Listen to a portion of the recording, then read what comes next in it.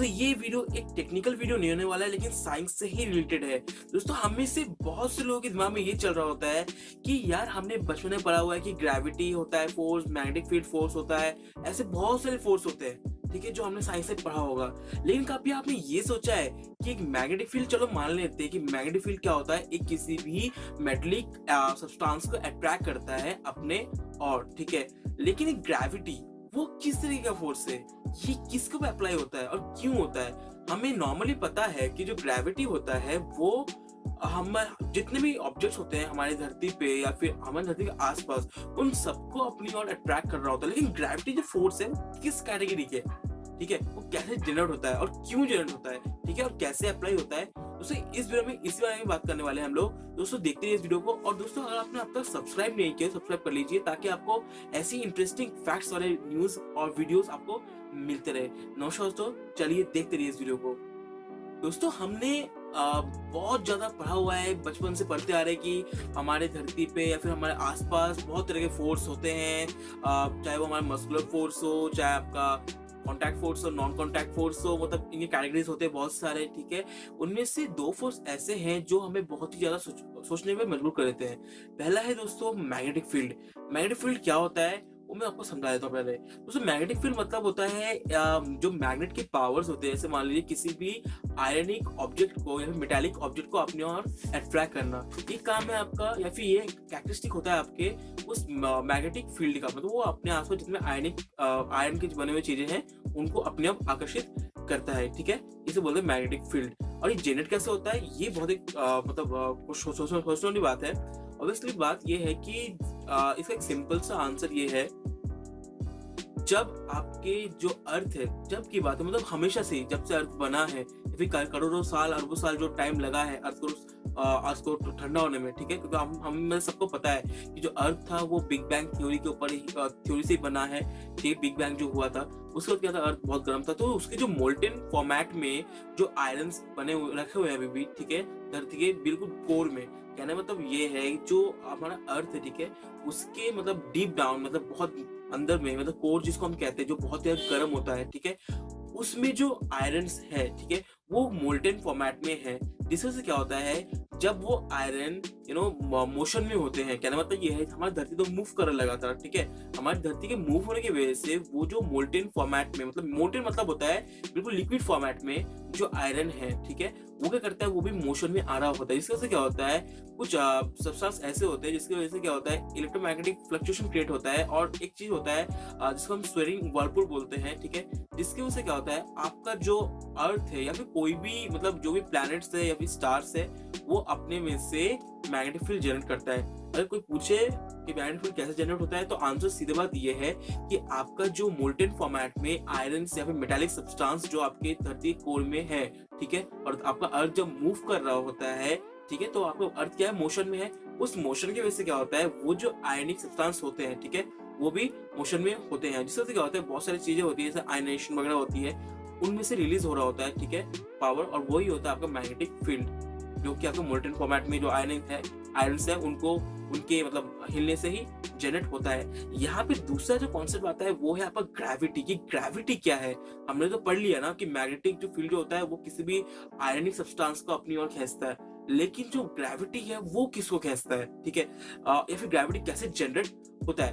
देखिए दोस्तों, पहली बात तो ये है कि ये एक बहुत ही टिपिकल, मतलब बहुत ही कॉम्प्लिकेटेड आंसर भी है, एक मतलब कंप्लीट क्लियर कट थ्योरी भी नहीं है। अगर आपका मैं बात करूं, जो आपका आइंस्टाइन है, उनकी जो थ्योरी थी F=g(m1m2/r²), ये मैं बताता हूँ अभी क्या होता है एक्चुअली। उनका कहना ये था कि कोई भी ऑब्जेक्ट जिसके पास मास है वो एक दूसरे पे पुल और पुश लगाता है, कहना काउंटर कर लेता है एक दूसरे के अट्रैक्शन फोर्स को, ठीक है। तो ग्रेविटी ऐसे ही काम करता है। ये बात नहीं है कि हम मास से हमसे कोई पुल और पुश निकल नहीं रहा, हमसे भी निकल रहा है एक दूसरे ऑब्जेक्ट के ऊपर, लेकिन जो ऑब्जेक्ट है, ठीक है, वो भी उसका जो पुल और पुश का जो पावर है वो क्या करता है, हमारे उस पर्टिकुलर पावर को काउंटर पार्ट कर रहा होता है। अगर अच्छा मैंने ये बात बोल दिया, ठीक है, लेकिन जब हम बात कर रहे होते हैं कि एक बहुत बड़ा ऑब्जेक्ट, ठीक है, किसी उसके मुकाबले किसी बहुत छोटे ऑब्जेक्ट को छोटे ऑब्जेक्ट के ऊपर अपना पुल और पुश लगा रहा होता है, उस समय पे जो फोर्स हमें देखने को मिलता है वही हमारा ग्रेविटी कहलाता है। कहने का मतलब ये है दोस्तों, अर्थ इतना बड़ा है, ठीक है।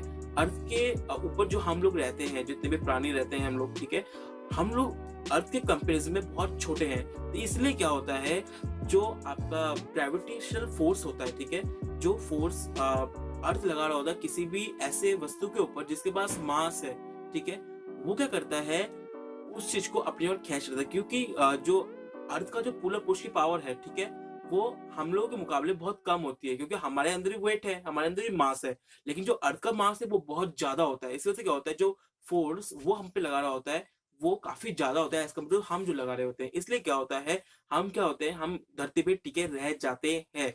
यहीं पे अगर बात आ जाए कि अब मान लीजिए कि हम बोलते हैं ना कि जो मून है उसमें ग्रेविटी कम है, तो उससे क्यों कम है, रीजन है इसका, रीजन इसी से आप रिलेट कर सकते हैं, ठीक है। हम लोग उतने ही मास के रह गए हैं, ओके, हमारा मास उतना ही रह गया है आपका चांद पे, ओके। लेकिन अच्छा, एक बात तो ये भी है कि मास जो है वो कभी भी चेंज नहीं होता, चाहे आप कहीं भी चले जाओ, चाहे आप मून पे चले जाओ, कहीं भी चले जाओ, आपको मास कभी चेंज नहीं होता, आपको वेट चेंज होता है, ठीक है। अब मान लीजिए कि हम चले गए मून पे, ठीक है, हम क्या बोलते हैं कि हम वहाँ पे 6 टाइम्स लेस महसूस करते हैं आपका जो ग्रेविटेशन पुल है। क्यों, रीजन ये है कि जो चांद है वो बहुत ही छोटा है as compare to the earth, ठीक है। तो अर्थ जो है वो काफी बड़ा है, तो ज्यादा लगाता है फोर्स हमारे ऊपर। जो मून है वो अर्थ से तो एटलीस्ट कम ही लगाता है ना, और 6 गुना कम लगाता है, ठीक है। तो इसलिए क्या होता है, हम ज्यादा वहाँ पे उड़ सकते हैं, मतलब उड़ तो नहीं सकते, ज्यादा दूर तक हम जंप कर सकते हैं, ज्यादा ऊंचे तक हम लोग जंप कर सकते हैं। तो यही रीजन है आपकी ग्रेविटी का एक्ट करने का, फिर ग्रेविटी कैसे एक्ट करता है। मतलब सिंपल से एक और बता दूं मैं कि 2 मास वाले ऑब्जेक्ट है, ठीक है, 2 जिनके पास मास है वो एक दूसरे पे फोर्स लगा रहे होते हैं, ठीक है, पुश या पुल का, ठीक है। अगर मास इतना बड़ा है किसी एक ऑब्जेक्ट का और दूसरा मास इतना सा, ऑब्वियस सी बात है वो एक दूसरे को अपनी ओर खींच लेता है, और यही होता है आपका ग्रेविटेशनल फील्ड, ठीक है। अब एक चीज बात ये और आती है, दिमाग में स्ट्राइक करता है कि यार कमाल है यार, मतलब अगर हमारे पास मास है, हम किसी भी चीज को अपने ओर अट्रैक्ट कर सकते हैं, ठीक है। तो हम लोग जैसे मान लीजिए कोई और इंसान हमारी तरफ आ रहा है, तो हम उससे अट्रैक्ट क्यों नहीं हो जाता, ठीक है, हम उसको वो चिपक क्यों नहीं जाता आके। दूसरा रीजन ये है कि जो पुश या पुल ये कि जिसकी बात हम कर रहे हैं वो इतना नेग्लिजिबल होता है कि मैंने जैसे एग्जांपल लिया कि आपको ग्रेविटेशन फील्ड का रिजल्ट देखना है, तो आपका पास एक बहुत ही ह्यूमंगस, मतलब समझ लीजिए कि अरबों टाइम्स ज्यादा मास वाला एक ऑब्जेक्ट है, और आप इतने से तब जाके आपके ऊपर वो एहसास होगा कि आपके ऊपर ग्रेविटी का इफेक्ट जो है वो हो रहा है। अब यहाँ पे एक बात आती है कि ये ग्रेविटी को मैं एक्सप्लेन कैसे करूं। यहाँ पे एक आपको फॉर्मूला दिख रहा होगा अभी, ठीक है, F equal to capital G m1 m2 upon में r², ठीक है। उसे ये जो फॉर्मूला है ये है आइंस्टीन का फॉर्मूला, आइंस्टीन ने दिया था। उसे ये G जो है वो आपका ग्रेविटेशनल पावर है, ठीक है, और जो ये m1 और m2 है ये 2 मास। कहने का मतलब ये है, जैसे मान लीजिए कि ठीक है, हम सन की और अर्थ की ग्रेविटेशनल पुल की बात या पुश की बात हम कर लेते हैं इसके अंदर। तो दोस्तों देख लीजिए, जो आपका 2 मास है, ठीक है, यहाँ पे m1 m2 पहले एक्सप्लेन कर लेता हूँ क्या होता है। उसमें मान लीजिए 2 मास है, एक मास आपका अर्थ है, दूसरा है आपका कोई भी, मतलब जैसे हमने मास के लिए सन है, ठीक है। तो ये दोनों मास हो गए, दोनों का अलग अलग मास है, अलग अलग वेट है, ठीक है।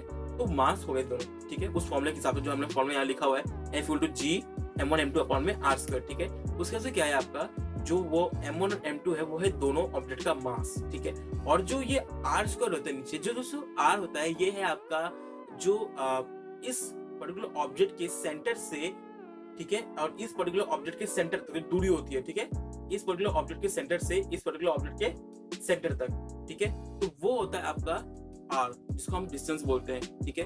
अगर इस फॉर्मूले का आप यूज करते हैं तो आप क्या कर सकते हैं, आराम से किसी भी 2 ऑब्जेक्ट के बीच में कितना पुल या पुश लग रहा है या पावर लग रहा है वो आप अपना आप आसानी से कैलकुलेट कर सकते हैं कि आप एक्सपीरियंस कर रहे हैं किसी भी पुश या पुल को। ये भी अगर एक और चीज आता है दिमाग में कि ये कमाल की बात है कि लाइक मान लीजिए कि अर्थ ये है या फिर इतने सारे सोलर सिस्टम्स है, ठीक है।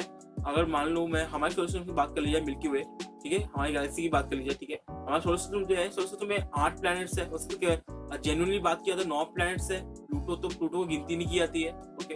और अगर 8 प्लैनेट्स की मैं बात करूं तो 8 प्लैनेट्स जो है, ठीक है, वो अपने ऑर्बिट पे सन की चारों ओर घूम रहे हैं। ऑब्वियसली बात है कि सन का मास जो है बहुत ज्यादा है, तो सन का जो ग्रेविटेशनल पुल है वो काफी ज्यादा है as compare to the other other planets.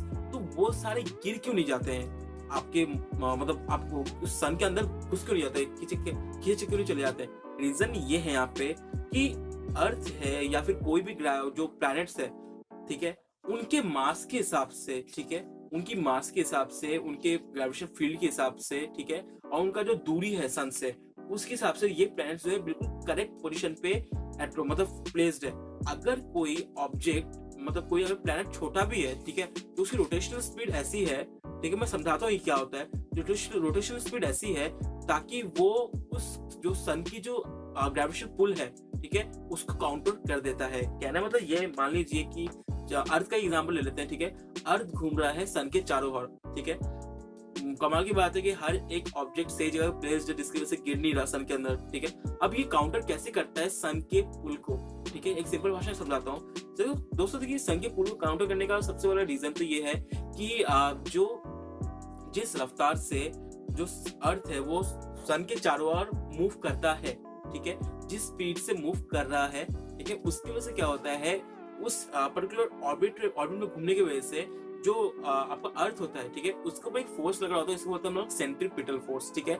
Example ले लेते हैं सिंपल सा, आपने आप लोग मैक्सिमम को पता भी होगा शायद ये क्या होता है। एक्चुअली हम लोग 8 क्लास से पढ़ते हैं ये चीज, ठीक है, 8, 9, 10 में पढ़ते हैं हम लोग। होता क्या है कि आप पत्थर को किसी धागे से बांध लीजिए, आप इसे ऐसे घुमाइए, तो क्या होगा कि वो पत्थर जो है वो घूमता रहेगा अपने पर्टिकुलर ऑर्बिट में, ठीक है, पाथ पे। वो तब तक नहीं गिरेगा जब तक आप उस चीज का स्पीड कम ना कर दे। तो ये सेम काम रहता है आपके अर्थ या किसी भी प्लैनेट के साथ। जब वो सन के चारों ओर घूम रही है तो उसका एक फिक्स्ड स्पीड है, ठीक है, उसके वजह से क्या होता है, आपका जो जितने प्लैनेट्स वगैरह होते हैं वो आराम से घूम रहे होते हैं उस पर्टिकुलर ऑर्बिट में। जिससे क्या होता है, जो सेंट्रीपिटल फोर्स होता है उस पर्टिकुलर ऑब्जेक्ट के ऊपर, ठीक है, वो क्या करता है, सन के जो ग्रेविटेशनल फील्ड होती है उसका काउंटर पार्ट मतलब उसको काउंटर कर लेता है आराम से। जिससे क्या होता है, जो आपका अर्थ वगैरह है वो गिर नहीं पाता।